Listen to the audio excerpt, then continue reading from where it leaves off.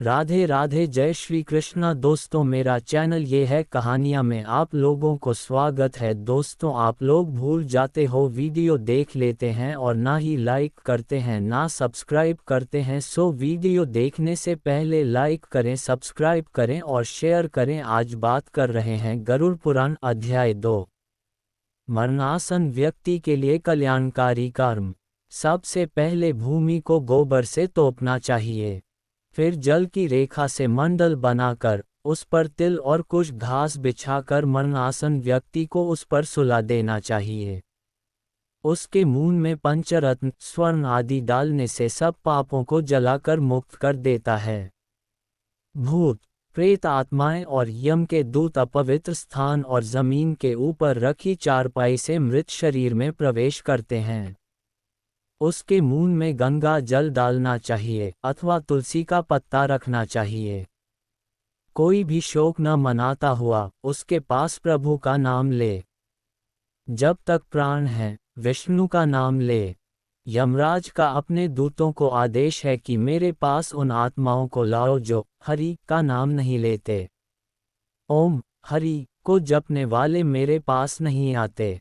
पापी मनुष्य जो नारायण को नहीं मानते, उनके कितने ही पुण्य कर्म उनके पापों को नहीं मिटा सकते। हे गरुड़, जाने या अनजाने में मनुष्य जो भी पाप करते हैं, उन पापों की शुद्धि के लिए उन्हें प्रायश्चित करना चाहिए। शास्त्रों में दशविधि स्नान, चंद्रयाना व्रत, गौदान आदि का लेख किया गया है।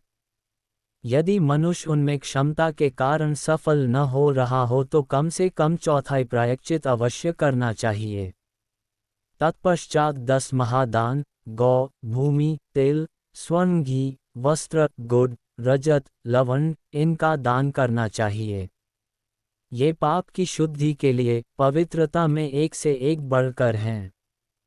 यमद्वार पर पहुँचने के जो मार्ग बताए गए हैं वह अत्यंत दुर्गंधिक, मवाद, रकेत आदि से परिव्याप्त हैं। अतः उस मार्ग में स्थित वैतरणी नदी को पार करने के लिए वैतरणी गौ जो गौ सर्वांग में काली हो और जिसके थन भी काले हों का दान करने चाहिए। ये सब उत्तम प्रकृति वाले ब्राह्मण को देना चाहिए। पद दान का महत्व। छत्र, जूता, वस्त्र, अंगूठी, कमंडलू, आसन, पात्र और भोजन पदार्थ, यह 8 प्रकार के पद दान हैं। तिल पात्र, घृत पात्र, शय्या तथा और जो अपने को इष्ट हो देना चाहिए। हे पक्षी राज, इस पृथ्वी पर जिसने पाप का प्रायश्चित कर लिया है सब प्रकार के दान भी दे चुका है। वैतरणी गौ तथा अष्ट दान कर चुका है। जो तिल से पूर्ण पात्र, घी से भरा पात्र, शय्या दान और विधिवत पद दान करता है, वह नरक रूपी गर्भ में नहीं आता, अर्थात उसका पुनर्जन्म नहीं होता। मनुष्य स्वयं जो दान करता है परलोक में वह सब उसे प्राप्त होता है, वहां उसके आगे रखा हुआ मिलता है।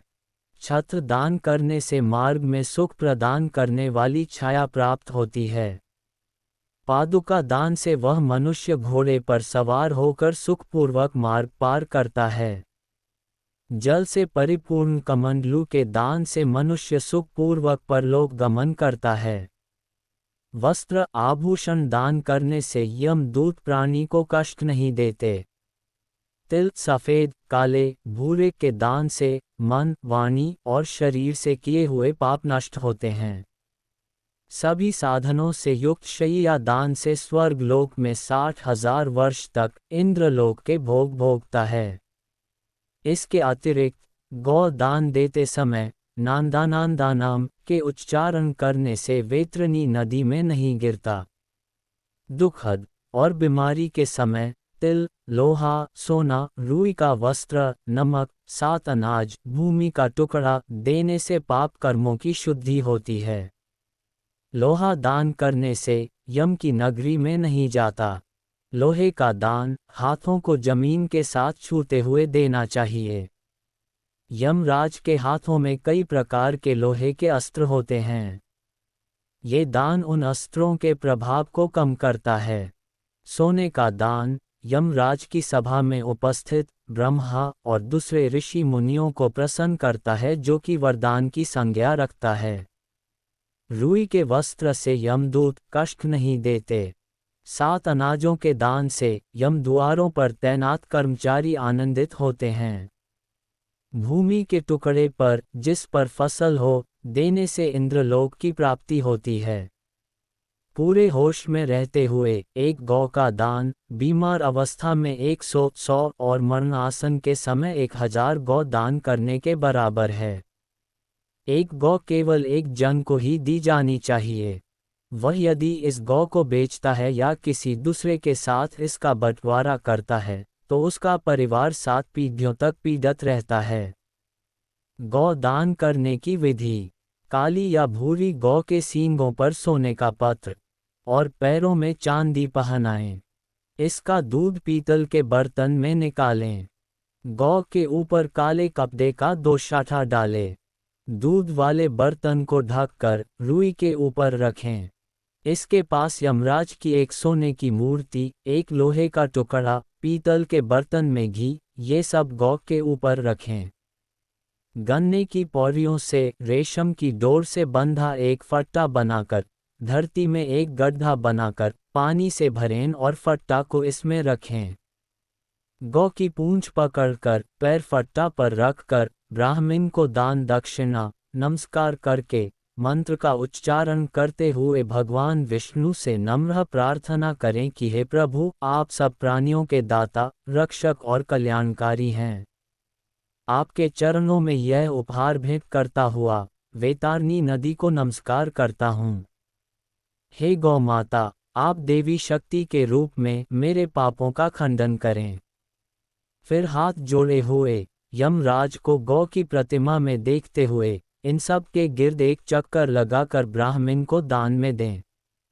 गौ दान के लिए शुभ समय स्थान। सभी नहाने वाले पवित्र स्थल, ब्राह्मणों के निवास स्थान, सूर्य चंद्र ग्रहण, नए चांद वाले दिन, थोड़ी संपत्ति, धन अपने हाथों से दान में दी हुई का प्रभाव सदा ही रहता है। धन, संपत्ति, पत्नी, परिवार सब विनाश होने वाले हैं, इसलिए पुण्य कर्मों को संचित करो। पुण्य दान छोटे बड़े से मेरे को कोई फर्क नहीं पड़ता। लालच के कारण जो पापी लोग बीमारियों में पुण्य दान नहीं करते वह सदा दुखी ही रहते हैं। पुत्र, पौत्र, भाई, बंधु, मित्र जो मरणासन व्यक्ति के लिए दान पुण्य नहीं करते उन्हें ब्राह्मण हत्या का पाप लगता है। इन बताए गए सभी प्रकार के दानों में प्राणी की श्रद्धा और अश्रद्धा से आई हुई दान की अधिकता और कमी के कारण उसके फल में श्रेष्ठता और लघुता आती है। भूमि पर बने इस मंडल में ब्रह्मा, विष्णु, रुद्र, लक्ष्मी तथा अग्नि देवता विराजमान हो जाते हैं। अतः मंडल का निर्माण अवश्य करना चाहिए। मंडल वहीन भूमि पर प्राण त्याग करने पर उसे अन्य योनि नहीं प्राप्त होती। उसकी जीव आत्मा वायु के साथ भटकती रहती है। तिल मेरे पसीने से उत्पन्न हुए हैं। इसका प्रयोग करने पर असुर, दानव, दैत्य भाग जाते हैं।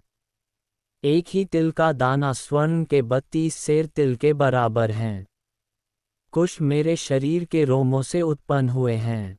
कुश के मूल में ब्रह्मा, मध्य में विष्णु तथा अग्रभाग में शिव को जानना चाहिए। इसलिए देवताओं की तृप्ति के लिए मुख्य रूप से कुश को और पितरों की तृप्ति के लिए तिल का महत्व है। हे पक्षी श्रेष्ठ, विष्णु, एकादशी व्रत, गीता, तुलसी, ब्राह्मण और गौर, ये 6 दुर्गम असार संसार में लोगों को मुक्ति प्रदान करने के साधन हैं। अंतिम सांसों में ओ गंगा भागवत गीता के श्लोक अथवा हरि का नाम जपने से मंगलकारी होता है। मृत्यु काल में मरणासन के दोनों हाथों में कुश रखना चाहिए, इससे प्राणी विष्णु लोक को प्राप्त होता है। लावना रस पितरों को प्रिय होता है अथवा स्वर प्रदान करता है। उसके समीप तुलसी का पेड़, शालग्राम की शिला सभी पापों को नष्ट करती है, भी लाकर रखें। जिस घर में तुलसी स्थल बनाकर तुलसी की पूजा होती है वह एक पवित्र नहाने का स्थान माना जाता है और यम के दूत वहां नहीं आते। इसके बाद यथा विधान सूतकों का पाठ करना चाहिए। ऐसा करने से मृत्यु मुक्तिदायक होती है। शोक न मनाते, पुत्र को सर मुंडवा कर नए वस्त्र धारण कर अपने प्रियजनों के साथ लाश को नहलाना चाहिए। इसके बाद मरे हुए व्यक्ति के शरीरगत विभिन्न स्थानों में मुख, नाक के छिद्र, नेत्र, कान, लिंग, ब्रह्मांड पर सोने की शालाखें रखें। उसके शव को 2 वस्त्रों से आच्छादित करके कुमकुम और अक्षत से पूजन करना चाहिए। घर की बहुरानी और दूसरों को लाश की गिर्द चक्कर लगाकर उसे पूजन चाहिए और मरण स्थल पर चावल की खीर लाई अर्पित करना चाहिए। ऐसा करने से धरती माता और दिव्य शक्तियां प्रसन्न होती हैं। पुष्पों की माला से विभूषित करके उसे पुत्र बंधुओं के साथ द्वार से ले जाया जाए। उस समय पुत्र को मरे हुए पिता के शव को कंधे पर रखकर स्वयं ले जाना चाहिए। यदि मनुष्य को मोक्ष न मिलता हो तो पुत्र नरक से उसका उद्धार कर देता है। जो पुत्र लाश को कंधा देता है उसे हर कदम पर अश्वमेध यज्ञ का फल मिलता है। इससे आपने बहुत कुछ सीखा होंगे आप लोग। वीडियो को लाइक करना ना भूलें। इस वीडियो में किसी भी गलती के लिए मैं क्षमा चाहता हूँ। जल्द ही फिर मिलेंगे। गरुड़ पुराण अध्याय 2 की सरल और सीधी व्याख्या। प्लीज़ दोस्तों मेरा चैनल को सब्सक्राइब करें, लाइक करें और शेयर करें। खुश रहो और मुस्कुराते रहो। धन्यवाद।